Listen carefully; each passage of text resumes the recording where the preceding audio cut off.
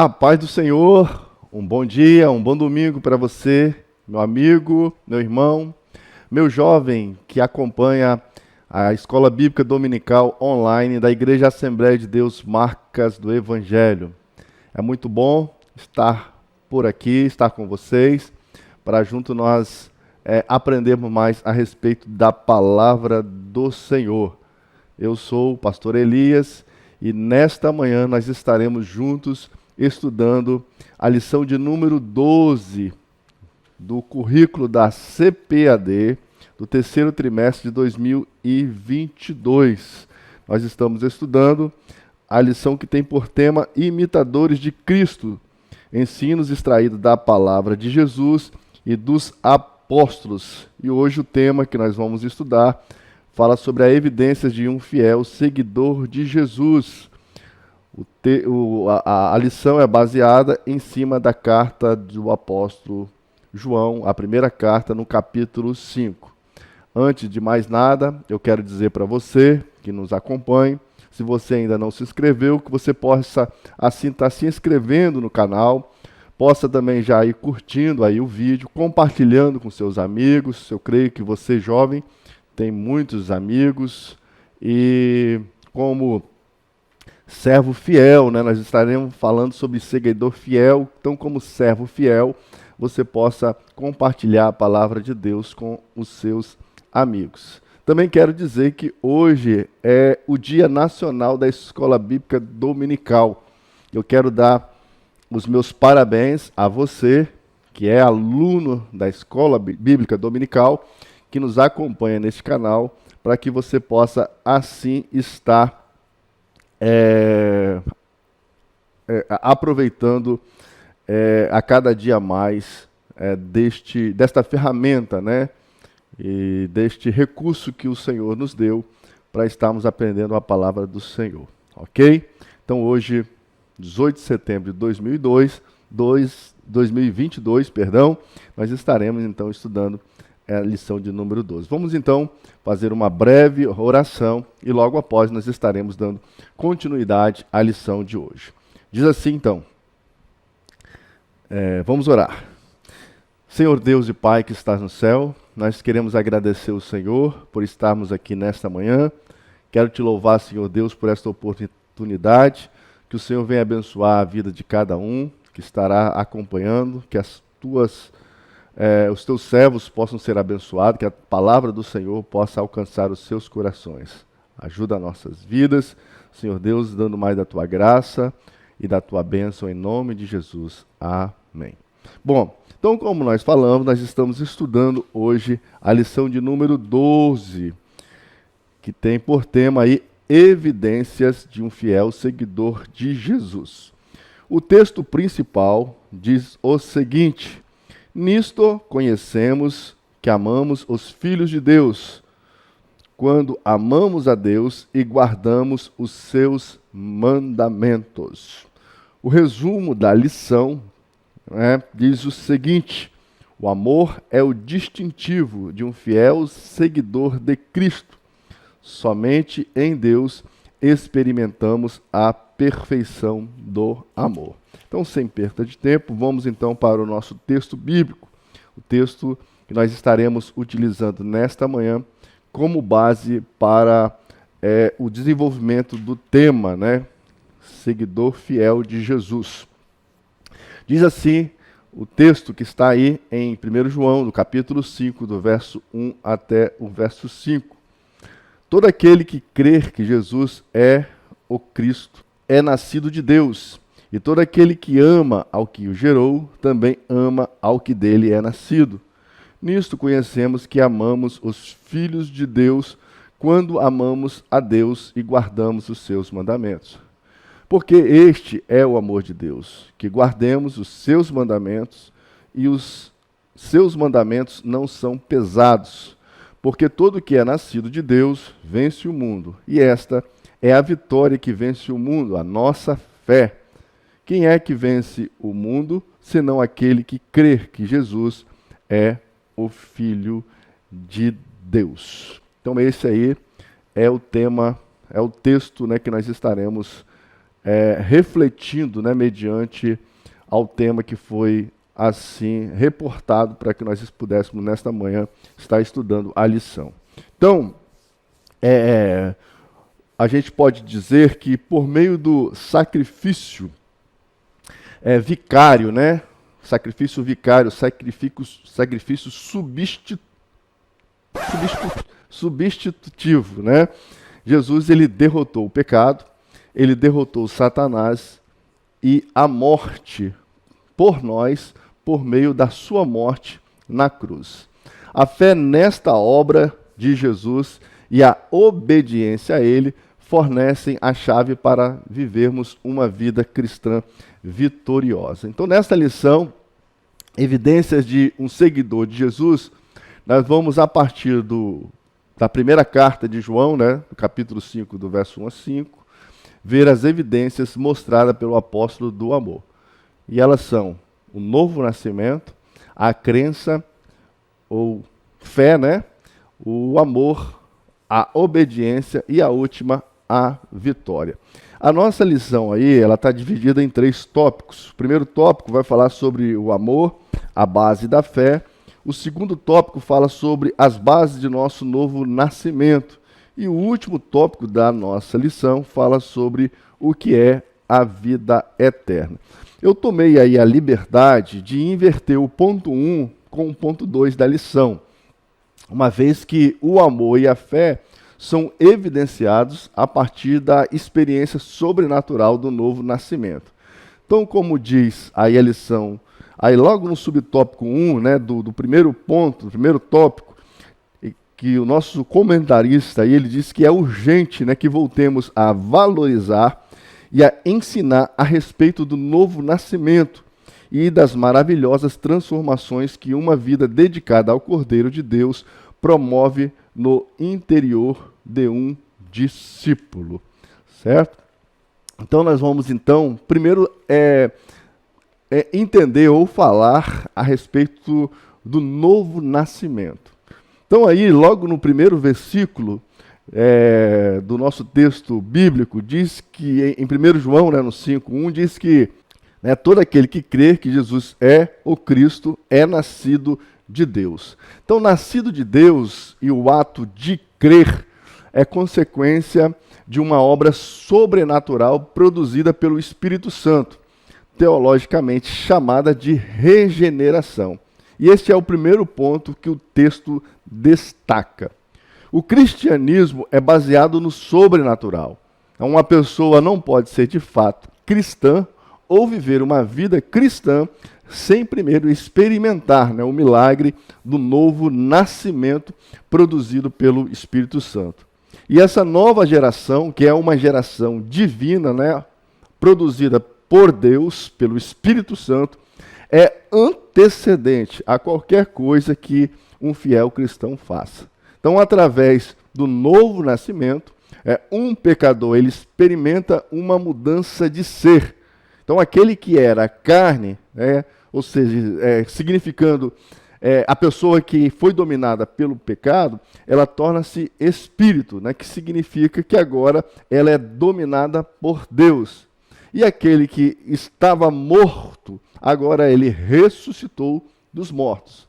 Aquele que era filho do diabo, ele torna-se agora filho do Pai Celestial. E aquele que pertencia ao reino das trevas, ele foi transportado para o reino de Deus, para o reino do Filho de Deus, para o reino da luz. E aquele que era inimigo de Deus, egocêntrico, ele tornou-se um servo de Deus, agora centrado não nele, mas em Cristo. É como Lázaro, né? Um cristão é aquele que saiu do túmulo da morte para a gloriosa liberdade da vida, ao ouvir o chamado, né? A voz de Cristo chamando dentre os mortos, como Jesus fez assim com Lázaro.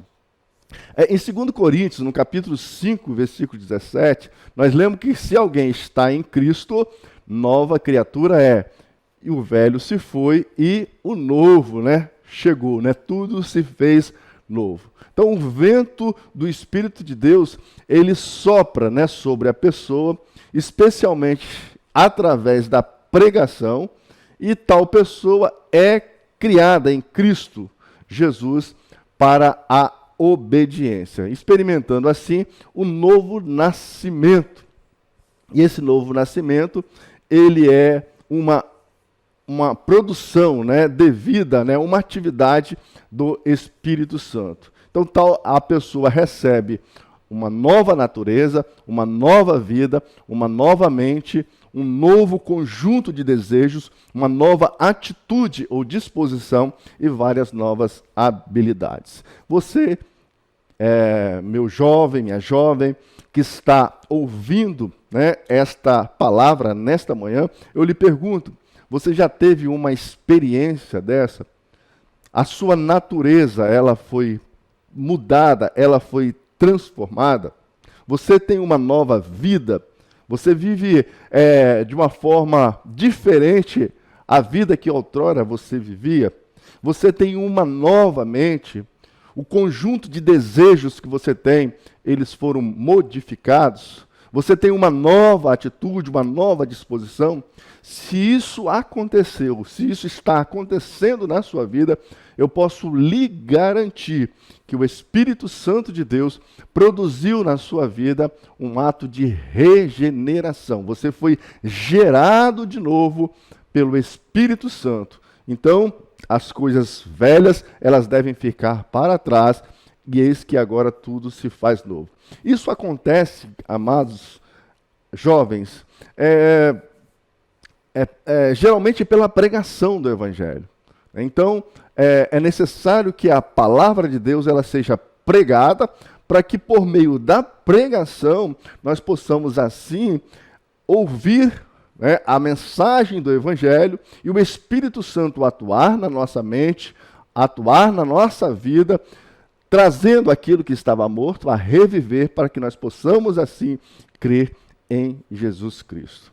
Você pode até fazer algumas coisas boas, você pode até fazer algumas ações, né, que possam assim dizer que são louváveis, né, que muitas pessoas possam dizer que essas coisas agradam a Deus. Mas se você não passar por um processo de regeneração por meio da palavra de Deus, por meio da ação do Espírito Santo, você ainda assim não está livre da ira de Deus. A gente tem dois casos muito interessantes na palavra de Deus.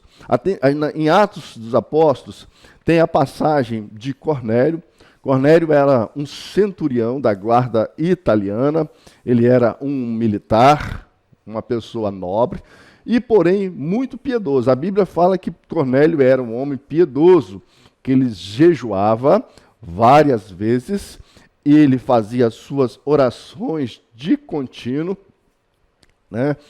Porém, ele ainda não tinha experimentado a ação do Espírito Santo, não tinha ainda sido regenerado, nascido de novo. Então, o que acontece? O Espírito Santo de Deus assim fala com Cornélio, para que Cornélio buscasse Pedro, para que Pedro pudesse ali pregar o Evangelho, a palavra de Deus. E Pedro também recebe uma mensagem de Deus para que vá até a casa de Cornélio e pregue a palavra de Deus. E o que acontece? Chegando lá, Pedro começa a expor a palavra de Deus e o Espírito Santo vem sobre eles. Eles não somente eles são salvos, mas eles são também batizados com o Espírito Santo. Isso por meio da pregação da palavra de Deus. Nós vemos também o caso do eunuco, né?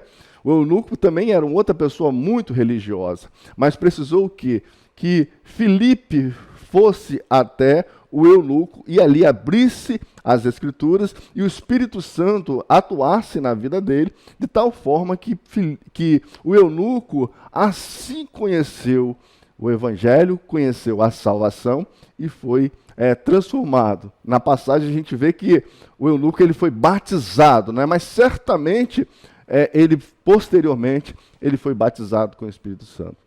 E o apóstolo Paulo ele é muito enfático, né? quando ele diz que foi a forma de Deus, aprove a Deus, ou Deus, quis Deus salvar os homens por meio da loucura da pregação do Evangelho. Olha que coisa interessante, Deus salvando as pessoas por meio dos homens pregando o Evangelho, certo?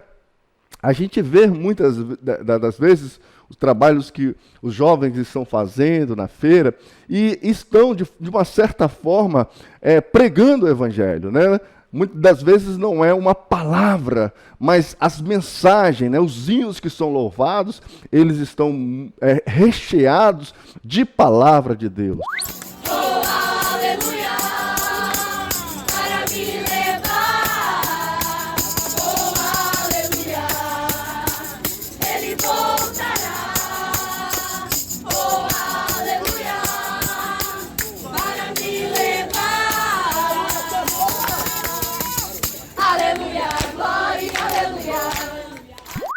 Né? E essas palavras, essas mensagens cantadas, elas vão até o coração das pessoas e as pessoas são movidas pelo Espírito Santo e se convertem ao Senhor. Que coisa maravilhosa, que coisa gloriosa é a ação do Espírito Santo na vida das pessoas, transformando a vida das pessoas, fazendo com que as pessoas saiam das trevas e venham para a luz por meio da pregação do Evangelho. Então, é necessário que todo o cristão ele passe por esta experiência de ser regenerado, de ser novamente nascido de novo. Há algumas pessoas na igreja que elas professam ser cristãs sem experimentar um novo nascimento. Embora possam agir como cristão, todavia, no devido tempo, com uma folha que cai, será levada pelos ventos do mundo. Mas uma pessoa, né, que experimenta um novo nascimento, ela dará frutos, e esses frutos, eles permanecem. Certo? Bom, então agora nós vamos voltar para o ponto 1 da nossa lição, né, que fala sobre o amor, a base da fé. E antes de falar do amor, eu quero falar sobre a crença ou sobre a fé. Essa passagem ela fala sobre crença, né, que é resultado do novo nascimento. Então, em 1 João, aí, no capítulo 5, versículo 1, João ele escreve que todo aquele que crê que Jesus é o Cristo é nascido de Deus. E no versículo 5 ele escreve: somente aquele que crê que Jesus é o Filho de Deus vence o mundo.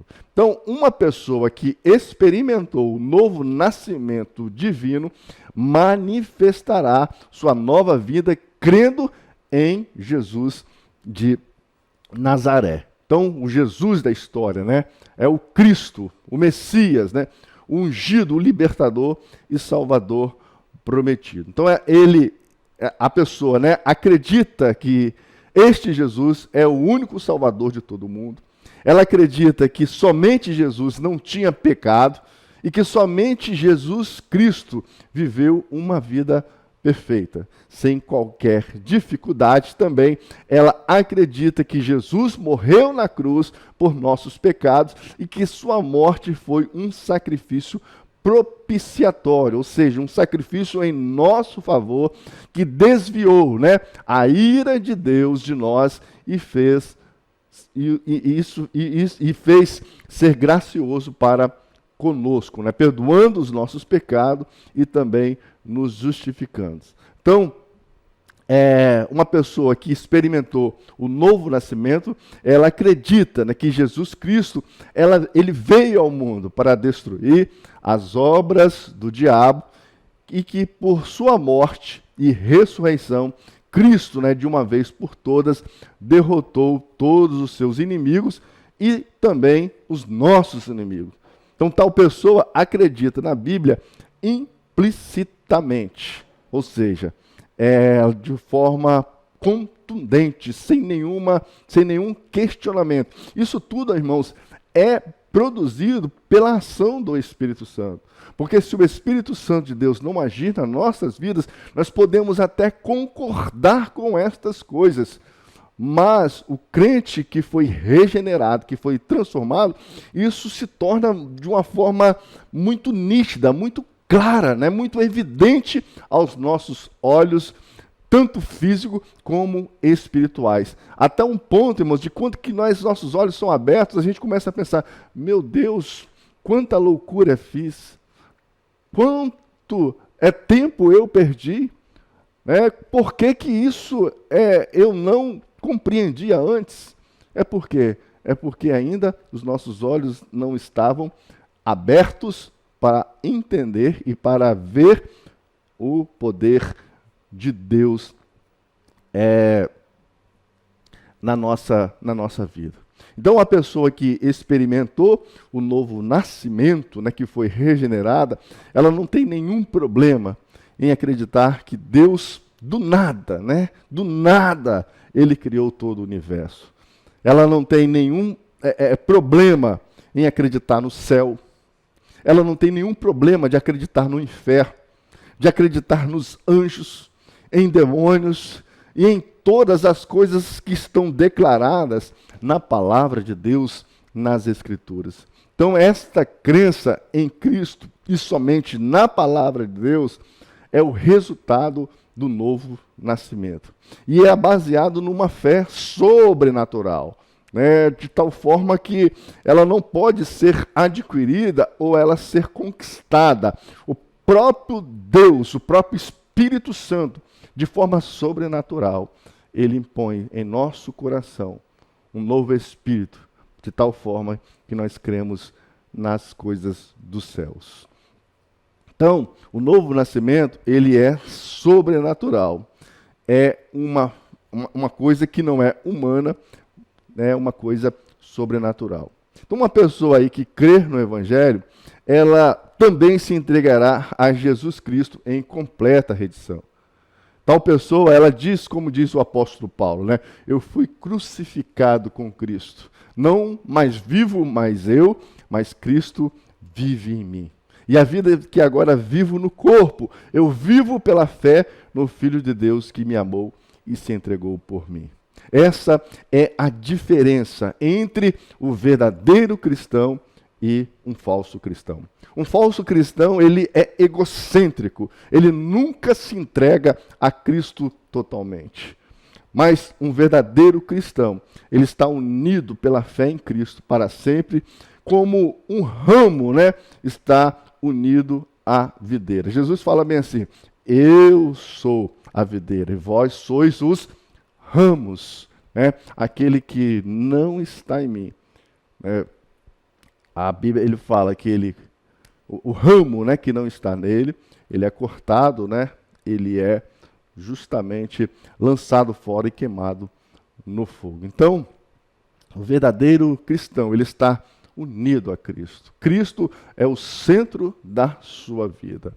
Não vivo mais eu, mas Cristo vive em mim. Uma outra coisa que a gente pode observar aí nesta passagem está relacionada aí um amor, né? Um amor que transforma destino. Então essa passagem aí, ela fala sobre o amor, que é o outro efeito, né, do novo nascimento. Então há pessoas que afirmam ser cristã, mas elas não têm conexão nenhuma com outras pessoas nascidas de Deus. Por tal estilo de vida, essas pessoas, elas estão declarando que não são nascidas de Deus. Então, 1 João, aí no capítulo 5, versículo 1, João, ele escreve que todo aquele que ama ao que o gerou, também ama ao que dele é nascido. Aquele que é nascido de Deus, é nascido na família de Deus. E assim, a sua própria natureza de amar o seu pai, bem como todos os filhos de seu pai, que são os verdadeiros irmãos e irmãs. Então, devido a um cristão amar o seu Pai Celestial, ele certamente se deleita em comunicar-se com ele por meio de uma oração viva e por meio da leitura das Escrituras. Dizem-nos que o Pai, ele procura aquele que o adora em espírito e em verdade. E uma pessoa que nasceu de novo adorará a Deus com alegria e com toda a sua mente. ele certamente se deleitará em adorar o seu Pai junto com todos os seus irmãos e irmãs. Que maravilhoso é quando nos reunimos juntos para adorar a Deus. É um gozo inexplicável, nós possamos assim dizer, quando juntos estamos adorando o Senhor. Em vez de ficar entediado, quando adoramos, né, o crente, né, que foi incorporado à família de Deus, ele vai ser revigorado. Ele vai se juntar, né, ao salmista, quando ele diz que alegrei-me quando me disseram, né, com aqueles que me disseram, vamos à casa do Senhor. Ele tem prazer nisso, de estar adorando o Senhor.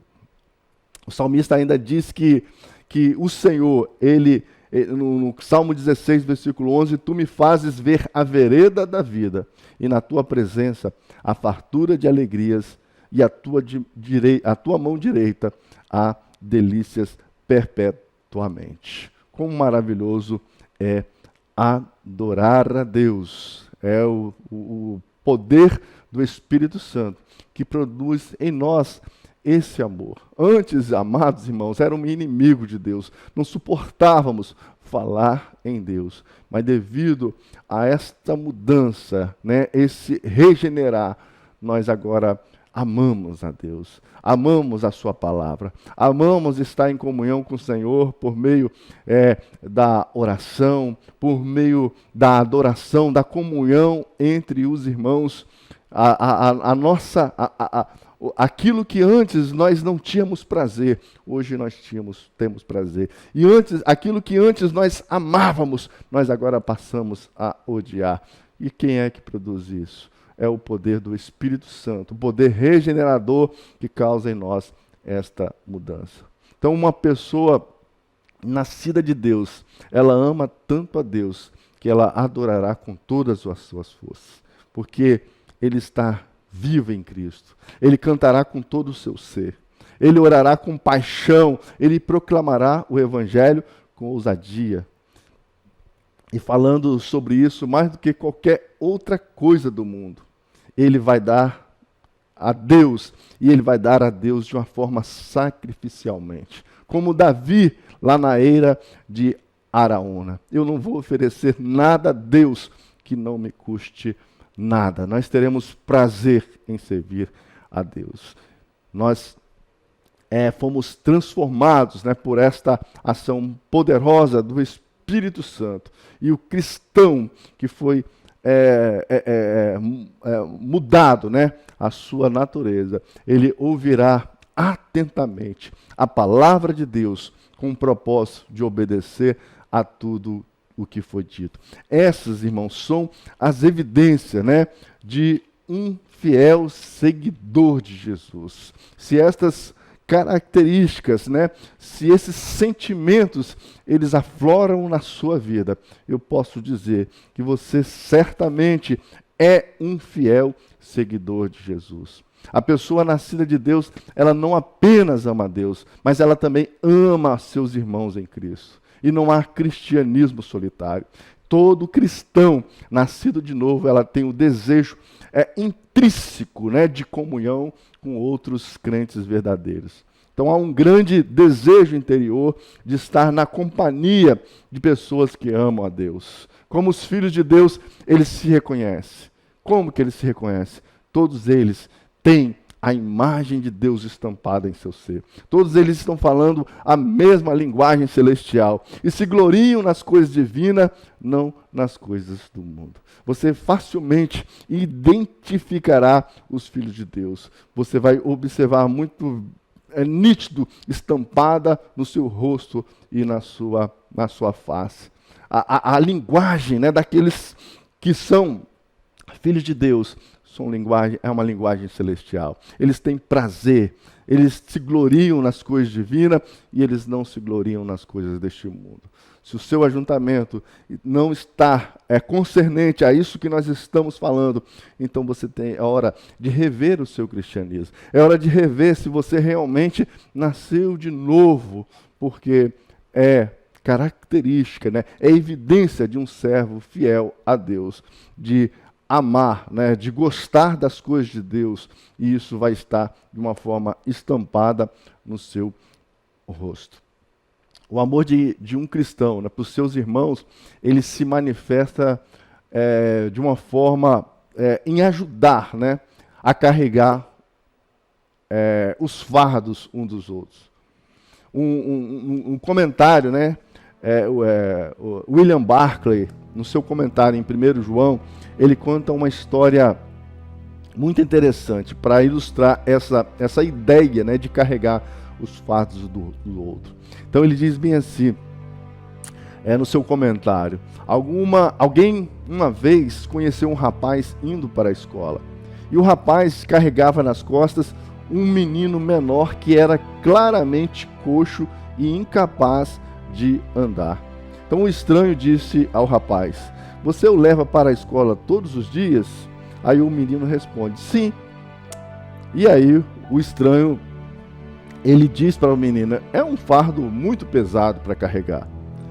E disse o menino: "Ele não é um fardo, ele é o meu irmão." Isso, irmãos, é o amor sacrificial. O amor de poder servir e não ver fardo nenhum em estar ajudando o irmão, estar ajudando uns aos outros a carregar os seus fardos. É gastando as nossas vidas em prol daqueles que precisam, muitas das vezes, de ser ajudados por nós. O apóstolo Paulo, ele diz que mesmo que ele fosse, embora ele sendo menos amado, ele amaria ainda mais. Ele gastaria a sua vida em favor dos seus irmãos. O amor cristão é amor a Deus e é também amor aos irmãos. Não tem como, irmãos, nós amarmos a Deus se não amarmos os nossos irmãos.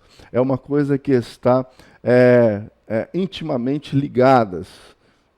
Não tem como. Jesus fala bem assim que como nós podemos amar a Deus se nós não amamos o seu irmão? Se nós não conseguimos amar aquele que nós vemos, como amaremos aquele que nós não vemos? Isso é uma regra, né? Uma regra muito fácil de você utilizar para medir se realmente você ama a Deus. Demonstrado pelo seu amor ao seu próximo. Você quer honrar a Deus? Honra então os seus superiores. Honra então os seus pais.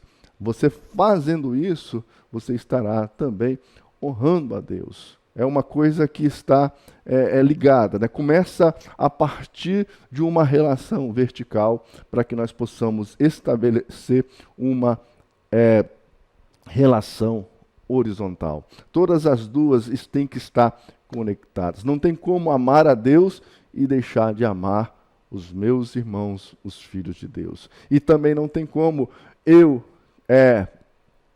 querer amar os filhos de Deus e não ter nenhuma relação com o Senhor. Assim, irmãos, jovens, nós estamos ajudando uns aos outros e nos sacrificamos uns pelos outros. Sabendo que este mundo ele está passando e nós temos que nos recusar a armar as nossas tendas em Sodoma. Nós nos separamos deste mundo, dos seus divertimentos, como Moisés, que nós possamos assim fazer. Escolhermos ser maltratados junto com o povo de Deus, ao invés de desfrutar os prazeres do pecado por um curto período de tempo. Reconhecemos e nos regozijemos pelo fato de que nós somos uma família de Deus. E a família de Deus é a nossa família. Uma outra coisa um outro efeito, né, que o novo nascimento produz é uma obediência voluntária.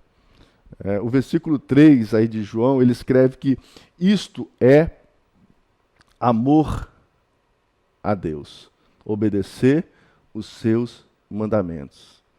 Observa que a palavra mandamentos aí ela está no plural. Então, quando o mandamento aparece no singular, significa a lei. Mas quando ela aparece no plural, está falando sobre os 10 mandamentos, o código moral. Então, aqueles que são nascidos de Deus consideram um privilégio obedecer a Deus. Jesus é o seu Senhor e Rei. Então, essas pessoas estão bem cientes de que costumavam ser filhos do diabo. Eles sabem que obedeceram ao diabo de que forma? Pecando. Esta é a verdadeira escravidão. Mas agora nós tendo sido tornados, né, filhos de Deus, essas pessoas elas desfrutam, né, da liberdade dos filhos de Deus. Essas pessoas agora consideram os mandamentos de Deus santos, espirituais e bons. Reconhecemos que os mandamentos de Deus são um dom de Deus, né, uma dádiva de Deus para nós filhos, para nos guiar como uma lâmpada para os nossos pés e como uma luz para o nosso caminho, guiando-nos para a cidade celestial. Em outras palavras, os mandamentos de Deus são puro deleite para um filho de Deus. Ele tem prazer na sua lei. Ele tem prazer na palavra de Deus. Então João, ele diz que os mandamentos de Deus, eles não são pesados. E a palavra significa aí, ó, pesado, é opressivo, né? Impossível de se manter.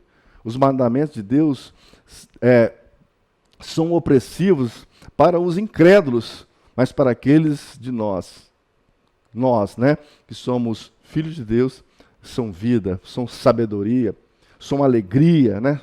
São luz, riqueza, alimento para a nossa alma.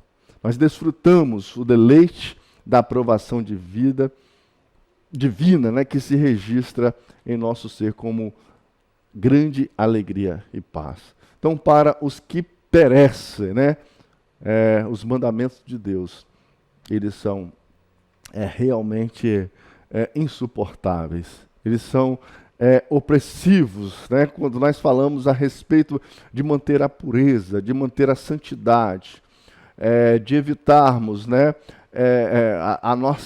a contaminação, a santidade. Isso para o mundo, para os incrédulos, para aqueles que perecem, isso é muito difícil. Isso é uma opressão. Mas para os filhos de Deus, esses mandamentos, ele produz em nós muita vida. Esses mandamentos de Deus têm muita sabedoria. Esses mandamentos de Deus têm para nós luz, como nós aqui falamos, como uma riqueza, como um alimento para a nossa alma. O jugo de Faraó e o jugo dos fariseus era opressivo.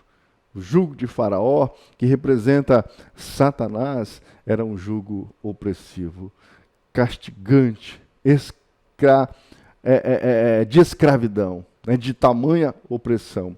Mas o jugo de Deus, ele é agradável, dando-nos liberdade e grande segurança.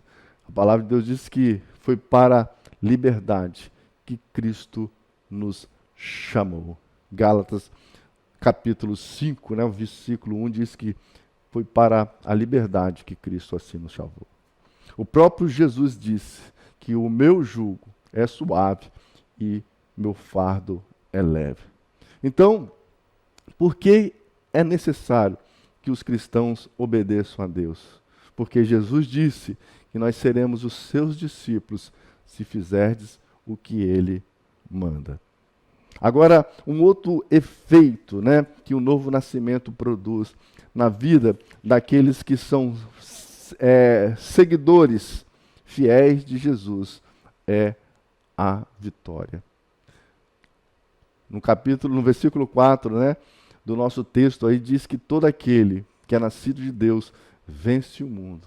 E esta é a vitória que vence o mundo, a nossa fé. E quem é que vence o mundo, senão aquele que crê que Jesus é o Filho de Deus? Uma pessoa que é nascida de Deus é um cristão triunfante.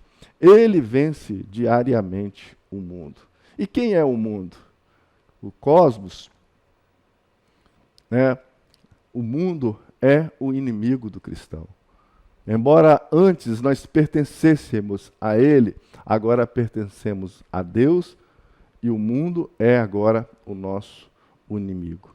O mundo é definido com tudo aquilo que se opõe a Deus e ao seu governo soberano. É escuridão moral.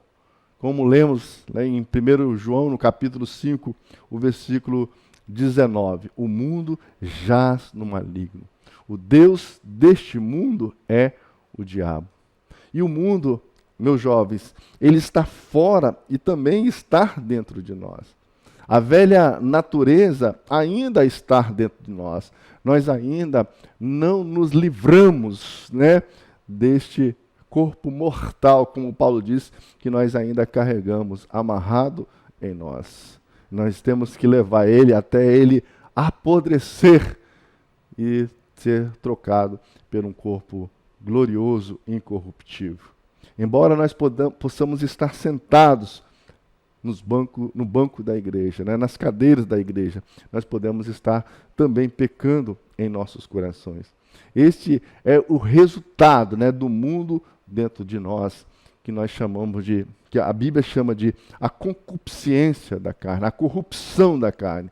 Mas também há um mundo exterior, que consiste aonde? Na filosofia do mundo, na música do mundo, na perseguição do mundo, né? Nos ensinamentos do mundo, na política do mundo, né? Na economia do mundo, na psicologia do mundo, na ciência incrédula do mundo e nos governos do mundo. Todos estão sob o controle do maligno. Mas se nós nascemos de Deus, haverá uma separação clara entre nós e essas entidades. O povo de Deus, ele habita sozinho. Eles não são mundanos, mas são santos. Então, como cristão, nós somos inconformistas, né? Como Paulo diz lá em Romanos, no capítulo 12. Não vos conformeis com este mundo, mas transformai-vos pela renovação do vosso entendimento, para que experimenteis qual seja a boa, perfeita e agradável vontade de Deus. O cristão que nasceu de novo, que foi regenerado, que é um servo fiel, um seguidor de Jesus, ele é um inconformista. Distintamente diferente do mundo e das suas modas. Não apenas vencemos o mundo, mas agora nos opomos a ele, porque Deus plantou, né, em nós a sua vida sobrenatural, indestrutível em nosso ser. Sem essa nova vida, simplesmente, irmãos, nós seguiríamos o fluxo. Qualquer pecador saberá que um peixe morto, ele flutuará com a corrente. Eles vão com o fluxo, mas os peixes vivos, eles se movem rio acima, eles andam contra o fluxo.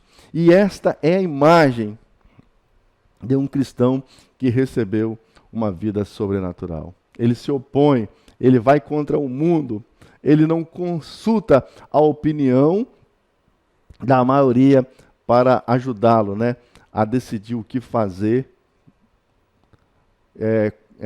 em pessoas ímpias. Pelo contrário, é como diz o salmista, né?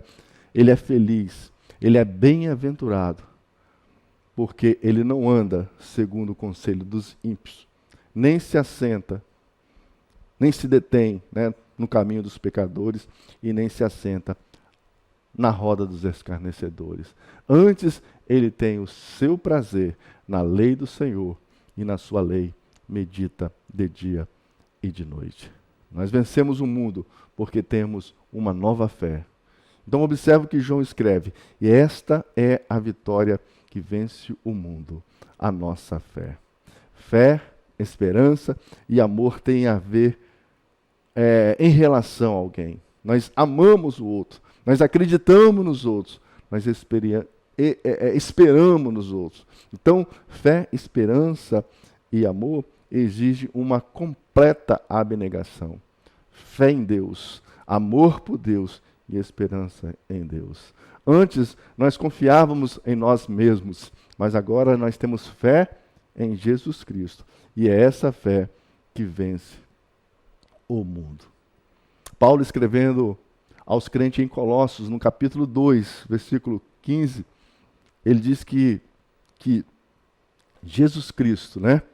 Ele, despojando os poderes e as potestades, os expôs publicamente, triunfando deles na cruz. Com a sua morte, ele destruiu a morte e derrotou o diabo e o mundo de uma vez por todas, por nós. Seu triunfo é o nosso triunfo, porque estamos unidos a ele por meio da fé em Cristo. Então, pela fé, nós somos unidos a Cristo, como um ramo é unido à videira. Assim, nós recebemos dele continuamente sua graça, sua vida, o seu poder e também a sua vitória.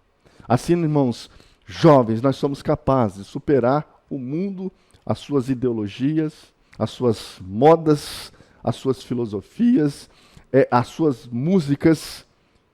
Nós estamos agora na ofensiva. Nós podemos ficar de pé, sabendo que o diabo foi derrotado por Cristo e, portanto, ele não pode nos prejudicar de forma alguma se nós estamos nele. O último ponto aí da nossa lição vai falar sobre o que é a vida eterna.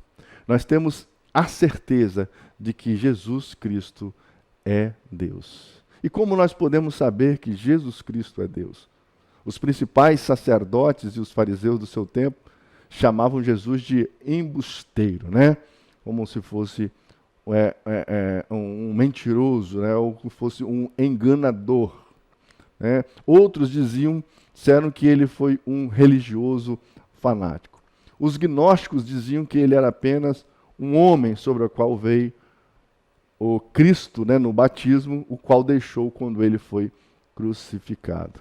E Ario disse que ele foi o primeiro, né, a ser criado por Deus. As testemunhas de Jeová dizem que ele não é igual a Deus. E os espíritas dizem que ele foi um grande mestre. E os muçulmanos dizem que ele é apenas um grande profeta. Mas, de fato, quem é Jesus?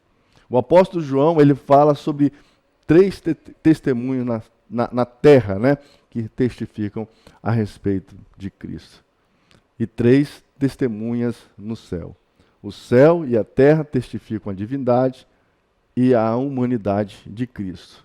Então, a redenção jamais ela pode ser efetuada, poderia, né, ser efetuada se Jesus não fosse Deus e homem ao mesmo tempo. Aí, João, ele fala sobre a água, o sangue e o Espírito, né, tem o mesmo propósito de testemunhar a manifestação de Jesus Cristo. E o que significa a água e sangue? Né? O batismo e a morte de Cristo. João, ele está combatendo, né, a heresia gnóstica que ensina que Cristo veio sobre Jesus no batismo e retirou-se dele da cruz. Então ele está refutando esta heresia e acentuando a unidade, né, da carreira de Jesus Cristo. Então João, ele mostra Jesus é o mesmo, né, desde o seu nascimento até a sua morte e para todos sempre. Né? Nós veremos Jesus como Deus, como homem. Ele é o homem Jesus e o Cristo de Deus. Se o Filho de Deus, ele não tomou, né, a nossa natureza em seu nascimento e os nossos pecados em sua morte, ele de forma alguma pode nos reconciliar-nos com Deus. Havia uma promessa, né, no Antigo Testamento. Os profetas falavam a respeito de Jesus, a respeito do Messias. Então, Jesus Cristo, né, no grego, né, é o Salvador, ungido, né, ungido o Messias. Então era evidente pelas profecias que os profetas assim profetizaram no Antigo Testamento, que viria um homem e este homem seria um Deus. E além disso, irmãos, nós temos ainda o testemunho do Espírito. Assim temos dois tipos de testemunho. O testemunho objetivo, que é ali de forma manifestada, por meio da água e do sangue, por meio do batismo e por meio da morte na cruz. Nós temos também o testemunho subjetivo, histórico e experimental, que é o Espírito Santo, que testemunha a respeito de Jesus como sendo o Salvador, como sendo o Messias esperado. Nós temos a certeza de que aqueles que creem em Cristo, eles têm a vida eterna. Nós sabemos que temos a vida eterna, não apenas pelo testemunho interno do Espírito, mas também pela revelação da palavra. João, ele escreve esta carta para os crentes, para que eles saibam o quê? Que em Cristo, nós temos a vida eterna. E a vida eterna, amados jovens, é um presente. E não alguma coisa que nós compramos ou merecemos. Mas este dom é uma pessoa, Jesus Cristo. Nós não apenas recebemos vida eterna de Cristo, mas recebemos vida eterna em Cristo. A vida eterna está em seu Filho e ela não pode, de forma nenhuma, ser encontrada em nenhum outro lugar. É impossível ter a vida em Cristo. Por quê? Porque Cristo, ele é a vida. Não é apenas vida, mas Cristo, ele é a vida. E o dom da vida eterna é recebida pela fé. Deus, ele deseja que os seus filhos saibam que eles pertencem a ele. E eis a característica dos filhos de Deus nesta carta, que nós estudamos nesta manhã. E o propósito de João nesta carta é que os seus leitores, eles possam ouvir, e ouvindo possam crer, e crendo possam viver, e vivendo possam saber. Que Deus possa abençoar a sua vida nesta manhã. Nós estaremos assim encerrando esta lição nesta manhã. E agora nós iremos abrir um parêntese para que você possa assim também abençoar a obra de Deus. Primeiramente, quero falar a respeito do projeto dos 1000 valentes. Você jovem que porventura ainda não se comprometeu a abençoar a obra do Senhor, para que nós possamos comprar esse terreno, esse presente que Deus está assim nos dando, e é por meio da sua ajuda que nós realizaremos este sonho. Um lugar onde será um lugar de muita bênção de Deus. Está sendo, mas será muito mais eficaz quando nós tivermos assim o domínio, a posse definitiva daquilo que Deus está nos abençoando. Que você possa assim fazer. Se você assim faz, continue sendo fiel. E que você possa falar disso para outras pessoas e Deus certamente estará abençoando. Nós estaremos agora também ouvindo um louvor. E por meio deste louvor, você estará também ofertando, abençoando a obra do Senhor por meio da sua oferta. Deus abençoe a sua vida e que o Senhor prospere você em todas as áreas da sua vida. Ouvi dizer que não verei essa montanha se mover, mas te conheço e eu sei em teu nome há poder. Ouvi dizer que eu não vou atravessar essa maré, mas sei que grande é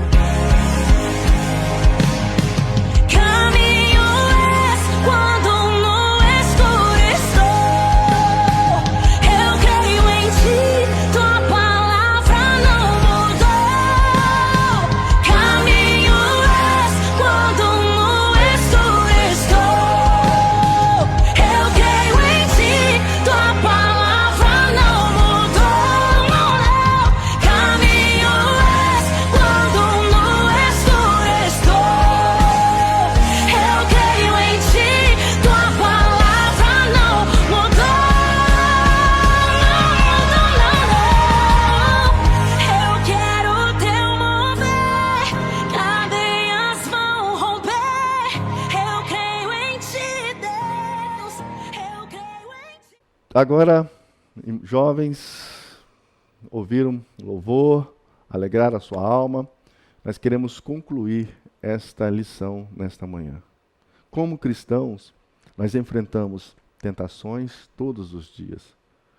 Mas nós temos nova vida, nós temos uma nova fé, novo amor, nova obediência e nova vitória. Quando foi tentado, Jesus, ele disse a Satanás, está escrito, e resistiu à tentação. Da mesma forma, nós podemos resistir à tentação e fazer o que o nosso Pai quer que façamos, porque nós somos filhos e queremos agradá-lo. E se você é um filho de Deus, eu exorto a não ficar na defensiva diante da tentação. Em vez disso, você seja forte, poderoso e corajoso. Certamente será vitorioso. Confie na verdade de que Cristo morreu e ressuscitou por mim e por você. Ele é o Rei entronizado. E nós estamos assentados com Ele. Assim também nós somos triunfantes em Cristo, Rei, homem e Deus.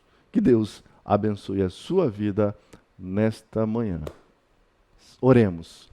Maravilhoso Deus e Pai, assim nós agradecemos o Senhor por este dia, por esses momentos que nós aqui desfrutamos da Tua palavra. Continue conosco e nos ajude em nome de Jesus. Amém. Deus abençoe a sua vida e um bom domingo para você. Amém.